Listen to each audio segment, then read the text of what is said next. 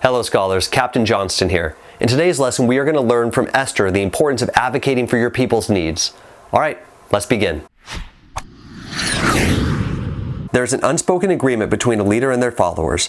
The basic understanding of this agreement is that followers will obey a leader's instructions and the leader will provide for the needs of the followers. That is your most basic job as a leader, to provide what your people need.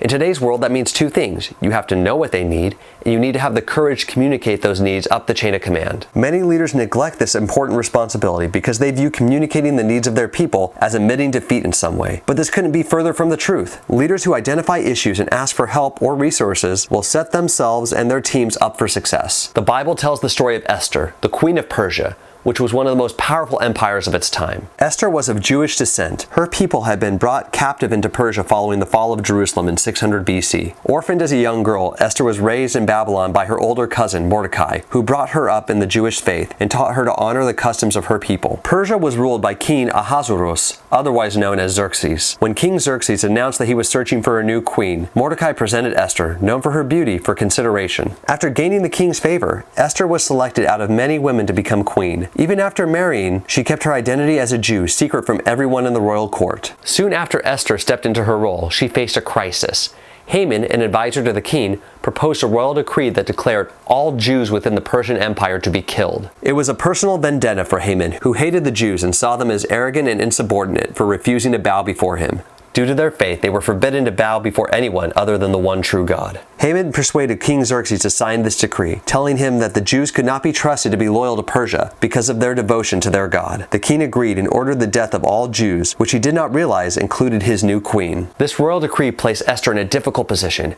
She could continue to keep her identity hidden and live in luxury as queen, or she could utilize the full influence of her position by sharing the plight of her people. Up to this point in Persia, the queen's role had been primarily ornamental. Esther was responsible for pleasing the king and bearing heirs. By going before the ruler and representing the struggles of the Jews, she would not just be jeopardizing her position as queen, but also her life. Esther ultimately decided that she had a duty to come forward and plead the case of her people. She understood that as a leader, she was the only one who could effectively plead their case. Before going to the king, she sent Mordecai to instruct the people to fast and pray on her behalf, as recorded in the book of Esther, chapter 4, verse 16. Go, gather together all the Jews that are present in Shushan, and fast ye for me, and neither eat nor drink 3 days, night or day. I also and my maidens will fast likewise, and so will I go in unto the king, which is not according to the law. And if I perish, I perish. When Esther entered the king's court without permission, he did not order her death. He was amazed by her boldness, asking what her desire was and offering her up half of his kingdom if she wanted. She replied with a simple but important request: the safety of the Jewish people, her people, from harm. Esther's courage was rewarded as the king granted her request. The leadership shown by Esther in communicating the needs of her people saved thousands from slaughter and set them up to be a great nation. As a leader, your primary responsibility is for the well-being of your people and organization.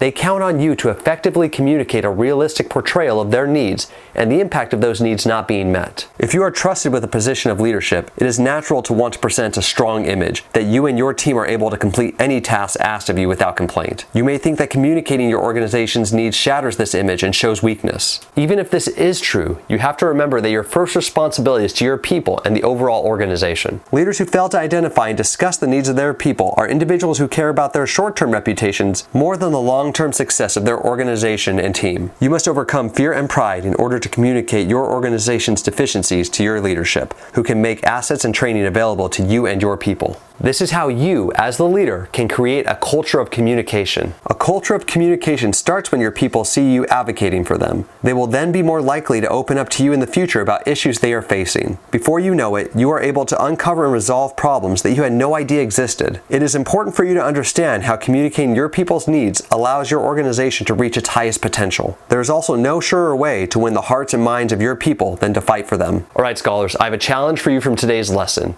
I want each of you to answer the question, what is the greatest need that your people currently have? Have you advocated on their behalf in order to fulfill this need? If not, why? Make sure you put your answer in the comments so that we can all learn from each other. Alright, till next time, keep on learning. Thank you for watching. Much of what I go over in my lessons can be found in my book, Mission First, People Always, which is available for purchase through the link in the description of the video. If you enjoyed today's video and want to watch more leadership lessons, then make sure to like the video and subscribe to the channel.